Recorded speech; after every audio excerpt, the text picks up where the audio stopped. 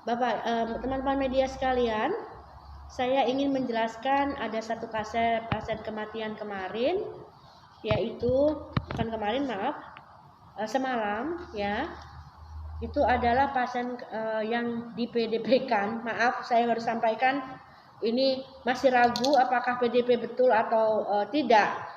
Saya juga sudah melakukan suatu pembicaraan atau memperingati teman-teman kepala dinas dari kabupaten kota agar juga ikut bertanggung jawab terhadap pasien-pasien yang dikirim dalam arti sebagai PDP. Harus jelas karena kita ada beberapa aturan yang harus kita ikuti mem-PDP-kan pasien tersebut. Pada kesempatan ini itu ada pasien yang PDP yang dinyatakan meninggal. Tapi kalau melihat dari perjalanan penyakitnya, sebenarnya pasien ini tidak PDP. Pasien itu memang ada riwayat kontak ya dengan keluarga di Tangerang, ada perjalanan ke Tangerang pasien ini. Dan sebelum pulang ke Lampung sempat dirawat di rumah sakit Tangerang. Diagnosanya adalah TB paru dan tifoid. Dan selanjutnya pasien pulang ke Lampung. Pada tanggal 7 April, keluhan bertambah, lalu petugas di puskesmas di Lampung Utara, seorang dokter mengunjungi pasien di rumahnya, karena memang di Lampung Utara kita kita mengetahui ada suatu program mengunjungi si sakit ya, jadi dokternya datang ke rumah si sakit, konsultasi dengan dokter spesialis paru di rumah sakit Ria Kudu. Dan dokter spesialis paru menganjurkan untuk dicek, ya. Dan setelah itu dirawat di Ria Kudu pasien tersebut, dilakukan ronsen torak dan lain-lain. Saat itu dilakukan rapid test, hasilnya negatif, rapid testnya, ya. Selanjutnya direncanakan juga rapid test kedua, tapi belum direncanakan belum terlaksana. Tanggal 13 pasien sudah terlanjur meninggal. Dan dari Ria Kudu jam 10 malam pada tanggal 7 April itu dirujuk ke rumah sakit ada di Cokro Depok. Ya. Nah di sini jujur saya ingin menyampaikan pada teman media, sebenarnya kenapa dari rumah sakit yang rujukan utama, dia termasuk rumah sakit yang di SK-kan Kenkes, kenapa harus merujuk ke rumah sakit Ria Kudu yang memang sebenarnya rumah sakit rujukan yang ditunjuk oleh teman-teman media. Ada pertanyaan tentang suatu kejadian, mungkin membandingkan suatu kejadian di Provinsi Lampung dengan kejadian di salah satu kabupaten kota tentang transmisi lokal. Memang sampai saat ini kami di Provinsi Lampung belum ada transmisi lokal. Walaupun itu pasien mungkin suaminya terkena lalu mengenai istrinya, tapi suami ada riwayat dari atau kontak dengan orang yang terjangkit, daerah terjangkit, ya. Nah, kami juga setiap kasus kami konsultasikan ke Kementerian Kesehatan. Kita juga sedang melakukan suatu pembelajaran epidemiologi yang ada di Provinsi Lampung ini, ya. Menurut Kementerian Kesehatan pun di Provinsi Lampung ini belum ada transmisi lokal. Kalau keadaan di satu kabupaten yang dibandingkan kepada kami, saya tidak bisa mengkomen tentang kejadian di sana karena hanya mengatakan suami kena, istrinya kena transmisi lokal.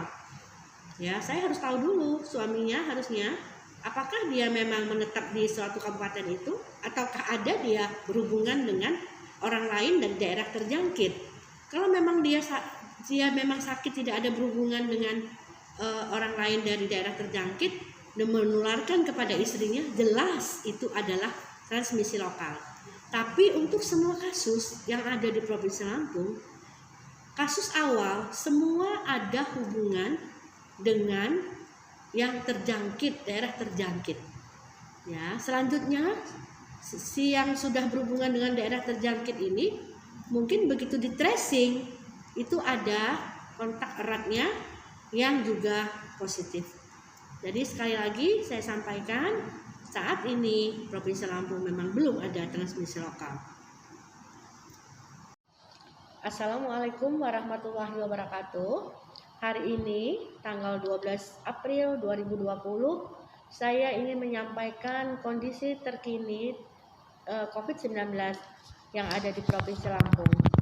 Yang pertama adalah tentang orang dalam pemantauan yang ada di Provinsi Lampung saat ini berjumlah 2.349 orang. Dan masih dalam proses pemantauan ada 1.070 dan selesai dipantau ada 1.279. Selanjutnya pasien dalam pengawasan. Saat ini kami mempunyai PDP 50 orang, di mana yang masih dirawat di rumah sakit ada 25 orang, yang sudah hasilnya negatif dan bisa dipulangkan dari PDP tersebut ada 22 orang, dan yang meninggal ada 3 orang.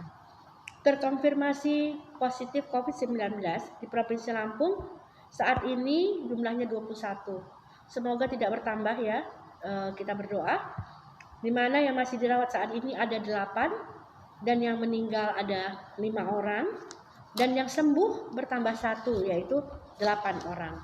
Jadi alhamdulillah kita mempunyai pasien sembuh nomor 1, 3, 4, 5, 6, 7, 8, dan 9. Mudah-mudahan kita berdoa semua tidak ada tambahan untuk pasien yang positif COVID-19 di Provinsi Lampung. Saya ingin menyampaikan pada teman media, sebenarnya kenapa dari rumah sakit yang rujukan utama, dia termasuk rumah sakit yang di SK-kan Kemenkes, kenapa harus merujuk ke rumah sakit Riak Kudu yang memang sebenarnya rumah sakit rujukan yang ditunjuk oleh SK Bapak Gubernur termasuk ya.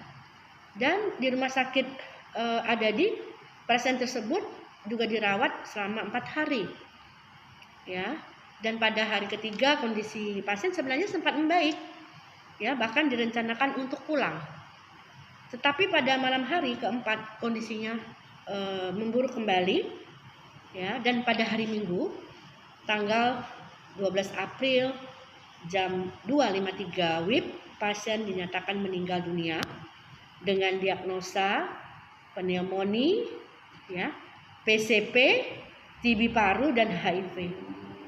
Itu keterangan pada surat kematian. Nah, di sini teman-teman media, saya juga mengingatkan kembali untuk jajaran kami harus kritis dalam mem-PDP-kan seorang pasien. Pasien ini sudah dibawa keluarga pulang ke Kota Bumi, tidak dilakukan pemulasaran jenazah sebagai COVID karena yakin bahwa ini bukan COVID-19. Mungkin itu yang dapat saya sampaikan kepada teman media. Bagaimana cara memberitakannya ya saya serahkan kepada teman media ya, tapi saya sudah mengingatkan jajaran saya untuk melihat kembali apa definisi daripada PDP dan harus jeli dalam melakukan pemeriksaan selanjutnya kalau kita yakin orang ini adalah gejala dari COVID-19. Baik teman-teman, saya rasa sudah gak ada pertanyaan dari yang ke Bu Lisna ya.